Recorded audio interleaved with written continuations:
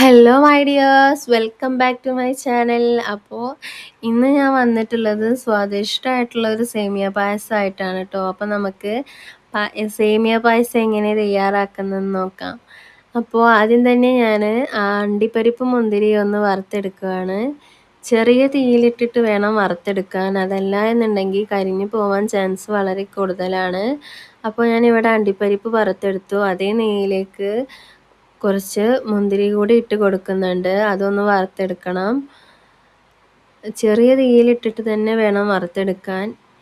ഇനി നമ്മുടെ മുന്തിരി ഒരു ബലൂൺ പോലെ വീർത്ത് വന്നു കഴിഞ്ഞാൽ നമുക്കത് കോരിയെടുക്കാവുന്നതാണ്. ഇനി ഇതേ നെയ്യിലേക്ക് നമുക്ക് സേമിയം ഇട്ടൊന്ന് വറുത്തെടുക്കണം.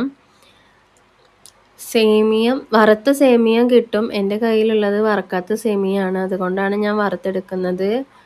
ചെറുതായിട്ടൊന്ന് വറുത്തെടുത്താൽ മതി. ഒരു ഗോൾഡൻ കളർ വന്നാൽ മതി. നന്നായിട്ട് വറുത്ത് കഴിഞ്ഞാൽ നമ്മുടെ പായസം ഒരു കയ്പ്പ് ടേസ്റ്റ് ഉണ്ടാവും. അപ്പോൾ എൻ്റെ സേമിയ ഇവിടെ വറുത്ത് ശരിയായി വന്നിട്ടുണ്ട്.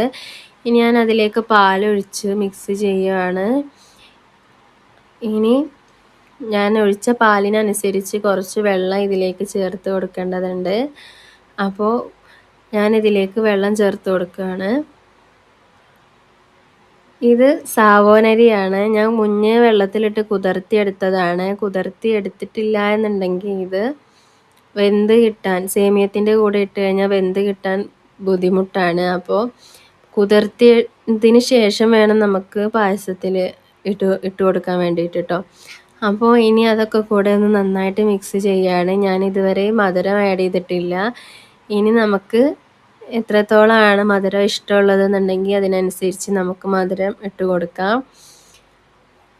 ഞാനിവിടെ 3 സ്പൂൺ മധുരമാണ് കേട്ടോ ഇട്ട് കൊടുക്കുന്നത്. ഇനി നന്നായിട്ടൊന്ന് മിക്സ് ചെയ്യണം. ഒരു 10-15 മിനിറ്റോളം നമുക്ക് നന്നായിട്ട് ഇളക്കി കൊടുക്കണം. ഇളക്കി കൊടുത്തോണ്ടേ ഇരുന്ന് കഴിഞ്ഞാൽ പാലിന് പാട കെട്ടില്ല കേട്ടോ.